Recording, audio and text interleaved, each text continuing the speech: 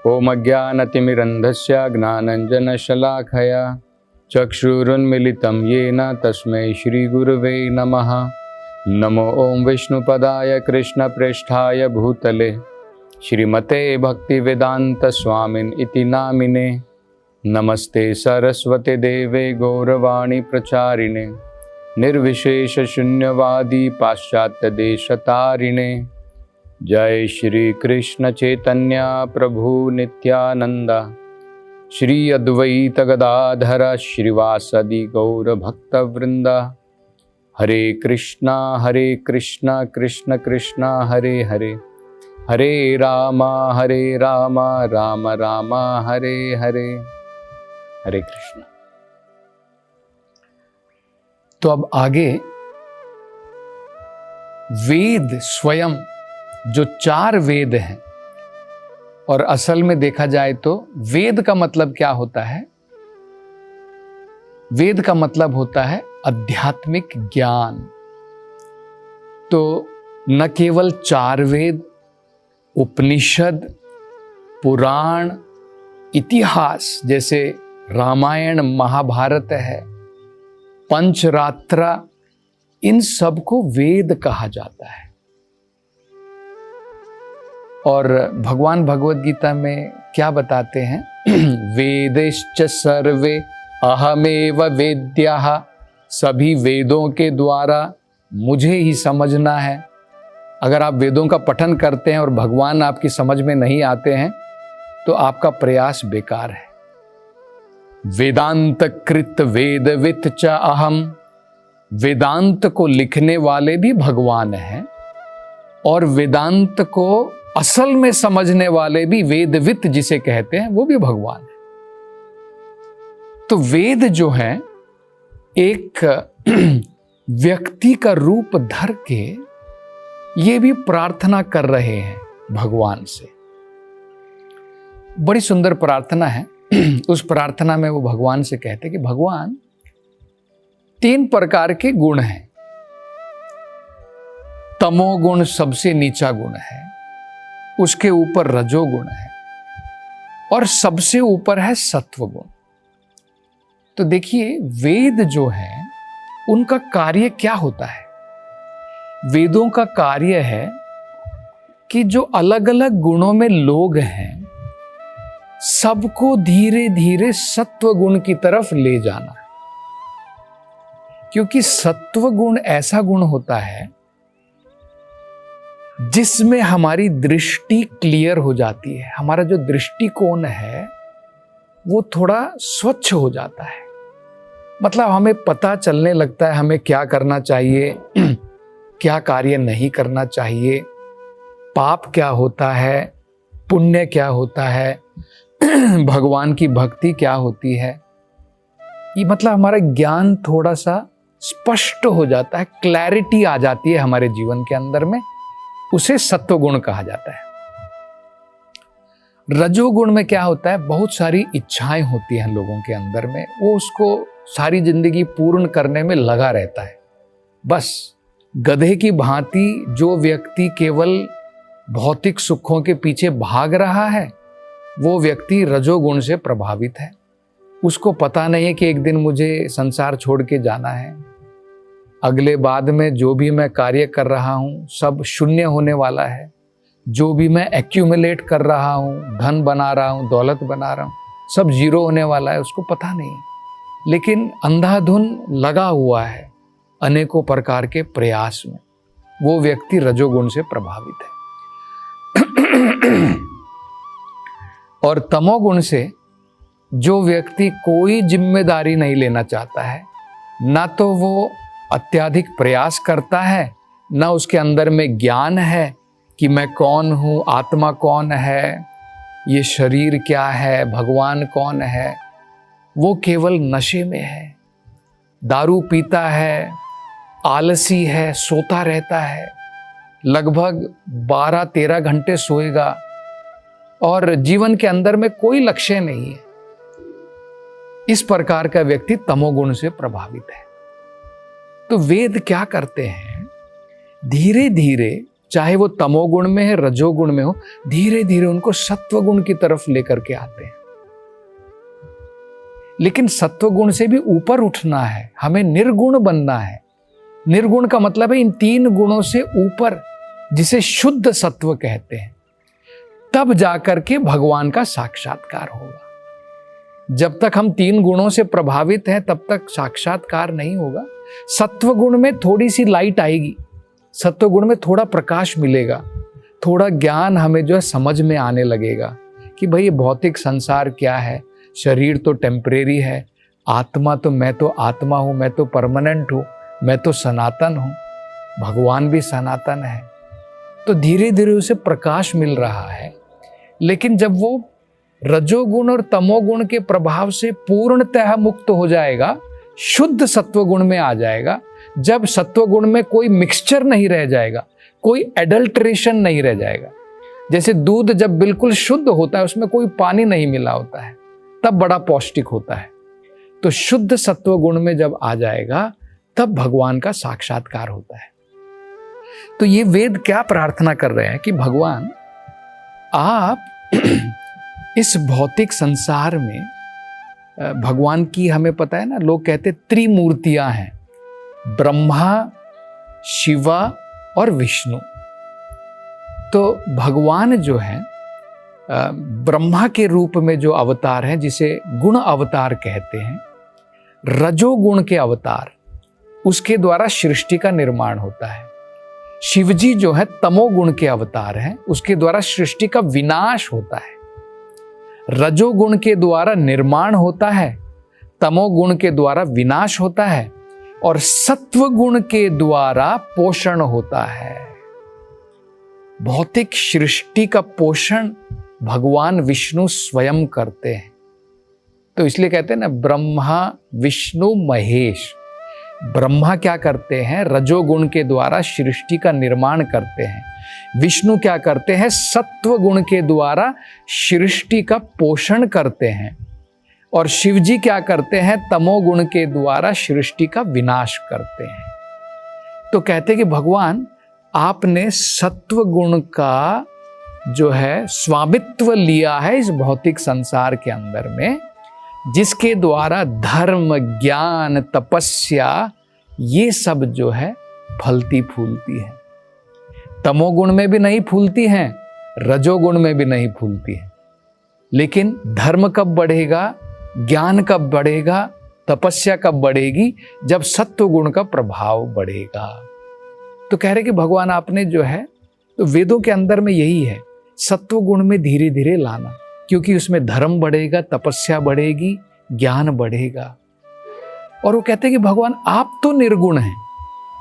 ये जो 3 गुण है भौतिक संसार में है, धीरे धीरे जीव को सत्व गुण में लाने का कार्य वेदों के द्वारा हमारा है।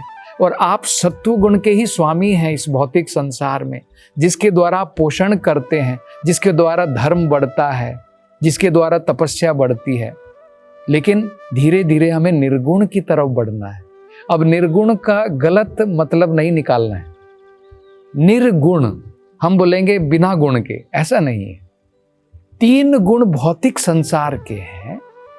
आध्यात्मिक में हम जब जाते हैं तो उसको निर्गुण कहा जाता है, क्योंकि गुणों का अर्थ हम लोग क्या समझते हैं? ये 3 गुण, सत्वगुण, रजोगुण, तमोगुण। निर्गुण का मतलब ये नहीं है कि भगवान में कोई आध्यात्मिक गुण नहीं है, ऐसा नहीं है। तो ये हमें समझना है कि भगवान तो इस भौतिक गुणों से प्रभावित नहीं है, भगवान इनसे ऊपर हैं, इसलिए भगवान को निर्गुण कहा जाता है। तो भगवान से जो है सारे वेद प्रार्थना कर रहे हैं कि भगवान आप तो निर्गुण हैं, हमारे द्वारा हम, क्योंकि आपको पता है ना, भगवत गीता में भी भगवान ने कहा है त्रैगुण्य विषया वेदा। वेदों के अंदर में क्या विषय है? 3 गुणों का ही विषय है, सत्वगुण, रजोगुण, तमोगुण। निस्त्रैगुण्य भव अर्जुना, इन 3 गुणों से भी ऊपर आना है, मतलब शुद्ध सत्व में आएंगे, तब जाकर के हमें भगवान के साक्षात्कार हो। केवल वेदों के पढ़ने मात्र से भगवान का साक्षात्कार होगा ये तो नहीं। वेदों के पढ़ने से आप सत्व गुण में आएंगे, जब आप भक्ति भगवान की करेंगे तब भगवान के साक्षात्कार होंगे। तो ये जो है वेद, ये भी प्रार्थना करते हैं। इनके बाद में जो अनेकों देवतागण उस सभा के अंदर में पधारे हुए हैं, अलग अलग जो है लोकों के जो देवतागण वहां पर आए हुए हैं, वो अब भगवान से प्रार्थना करते हैं। वो कहते हैं कि भगवान आप इस भौतिक संसार के अंदर में अपनी आत्मा माया के द्वारा आते हैं। हम इस भौतिक संसार के अंदर में अलग अलग लोकों में हम जो देवतागण हैं, हमारी लोग उपासना जरूर करते हैं, लेकिन हम भी आपकी ही शरण में हैं, क्योंकि हम आपके सेवक हैं। आप कृपा करके हमारी रक्षा कीजिए। जितने भी भौतिक संसार के अंदर में जितने भी जीव हैं, सब आपके ही अंश हैं। तो ये बड़ा महत्वपूर्ण है। देखिए, स्वयं देवतागण, हम देखते हैं लोग जो है अनेकों देवताओं की उपासना करते हैं। कोई ब्रह्मा की उपासना में, कोई देवी की उपासना, अनेकों प्रकार की देवताओं की उपासना लोग करते हैं। भगवत गीता में भगवान देखिए अंत में क्या बता रहे हैं, सर्वधर्मान परित्यज्य माम एकम। अनेकों प्रकार के जो हम लोग उपासनाओं में लगे हैं, उन सब का परित्याग करके मेरी एकमात्र शरण में आ जाओ। तब हम लोग कहेंगे नहीं भाई, अगर बाकी देवी देवतागण अगर क्रोधित हो गए तो मैंने उनकी उपासना नहीं करी, शनिदेव अगर मेरे ऊपर प्रकोपित हो गए तो क्या करूं। तो ये हम दृश्य भागवत की कथाओं में भी देखते हैं कि ऐसा ही हुआ था। एक बार भगवान ने जब देखा कि व्रजवासी इंद्र की उपासना में लगे, तो भगवान ने कहा कि इंद्र की उपासना की जरूरत नहीं है, इंद्र तो मेरा सेवक है। तो अगर तुम मेरी उपासना करते हो तो ऑटोमेटिकली इंद्र तो तृप्त हो ही जाएगा। अगर आप अपना टैक्स गवर्नमेंट को भर रहे हैं तो आपको किसी टैक्स के अधिकारी को रिश्वत देने की जरूरत थोड़ी है। आजकल देनी पड़ती है, वो दूसरी बात है, लेकिन अन्यथा असल में देखा जाए तो कोई जरूरत नहीं है। अगर आप अपना टैक्स भर रहे हैं तो आपको वाटर डिपार्टमेंट को अलग से जो है उसके ऑफिसर को घूस खिलाने की जरूरत नहीं पड़ेगी। इलेक्ट्रिसिटी डिपार्टमेंट के आदमी को जो है रिश्वत देने की जरूरत नहीं है। तो इसी प्रकार से अगर हम भगवान की उपासना में लगे हैं जो जड़ के बराबर हैं, तो आपको पत्तों में, आपको तनों में अलग से पानी डालने की जरूरत नहीं है। इसलिए भगवत गीता में भगवान कहते हैं कि जिनका ज्ञान अल्प है, जो सही प्रकार से बुद्धिमान व्यक्ति नहीं है, यजन्ते अन्य देवता, वो अन्य देवताओं की उपासना में लगे रहते हैं। लेकिन उनको ये ज्ञान नहीं है कि उनकी उपासना में लगने का कोई फायदा नहीं है, क्योंकि उनसे जो मुझे प्राप्त होगा वो टेम्परेरी ही होगा। हो सकता है मैं स्वर्ग लोक तक चला जाऊं, कुछ अन्य लोक मेरी आयु बढ़ जाए, मेरा ऐश्वर्य बढ़ जाए, लेकिन सब टेम्परेरी है, एक दिन सब चला जाएगा। ये ज्ञान नहीं है। दूसरा क्या होता है, ये हमें समझ में आना चाहिए कि भाई अगर ये देवी देवता भगवान से ही लेकर के मुझे दे रहे हैं तो क्यों ना डायरेक्टली भगवान को ही पूछ लूं। भाई मेरी कोई इच्छा है, मैं डायरेक्टली भगवान को पूछ लूंगा, क्योंकि देवी देवता से मुझे केवल हो सकता है मेरी वो इच्छा पूरी हो जाए, लेकिन उससे आगे कुछ नहीं मिलेगा। भगवान की उपासना में इच्छा लेकर के भी जाऊंगा तो दो चीजें होंगी, एक तो मेरी इच्छा पूर्ण हो जाएगी और दूसरा मैं शुद्ध हो जाऊंगा। तो ये बेटर है ना।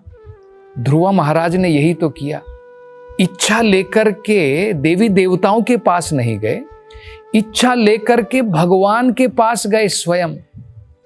6 महीने तक लगातार भगवान की उपासना की, लेकिन इच्छा लेकर के। क्या इच्छा थी मेरे पिता से भी ज्यादा बढ़ करके मुझे जो है ऐश्वर्य चाहिए, राज्य चाहिए, क्योंकि मेरे पिता के द्वारा मेरा अपमान हुआ है। ध्रुव महाराज का अपमान हुआ था, उसके कारण वो भगवान के पास में गए थे, एक प्रकार से बदला लेने के लिए, अपनी सौतेली मां के कारण। तो बाद में क्या हुआ, भगवान ने उनकी इच्छा भी पूर्ण कर दी, उनको ध्रुव लोक दे दिया। और क्या हुआ, अत्यंत शुद्ध हो गए। ध्रुव महाराज जो है बाद में प्रार्थना करते हुए कहते हैं, स्थानाभिलाषी तपसी स्थितो हम। वो कहते हैं भगवान स्थाना अभिलाषी, कुछ प्राप्ति के लिए, स्थान प्राप्ति के लिए मैंने तपस्या की, तपसो स्थानाभिलाषी तपसी स्थितो हम त्वाम प्राप्तवान देव मुनिंद्र गुह्यम काचन विचिन्वन अपि दिव्य रत्नम स्वामिन कृतार्थोस्मि वरम न याचे। वो कहते हैं लेकिन आपकी प्राप्ति के बाद, जब आपकी मुझे प्राप्ति हो गई, आपके दर्शन हो गए, अब मुझे लग रहा है कि मैं बिल्कुल कृतार्थ हो गया हूं। वरम न याचे, अब मुझे कोई वरदान की जरूरत ही नहीं है। मैं पहले कांच के टुकड़ों के पीछे भाग रहा था, मुझे तो दिव्य रतन की प्राप्ति हो गई है, तो इसलिए अब मैं केवल संतुष्ट हूं और मुझे कुछ नहीं चाहिए। तो यही ये देवता गण भगवान से प्रार्थना कर रहे हैं कि मूर्ख लोग हमारी उपासना में लगे रहते हैं, लेकिन उनको ये पता नहीं है कि हम भी आपकी ही शरण में हैं। तो हम आपकी शरण में, भगवान हमारी आप रक्षा कीजिए। तो ये भी इस प्रकार से प्रार्थना कर रहे हैं। तो और आगे जो है अब गंधर्व लोग वो प्रार्थना करेंगे, और बाकी जो वहाँ पर जो है श्रेष्ठ गण मौजूद हैं वो भी अब कुछ प्रार्थना करेंगे, और उसकी चर्चा हम अगली कथा में करेंगे। हरे कृष्ण।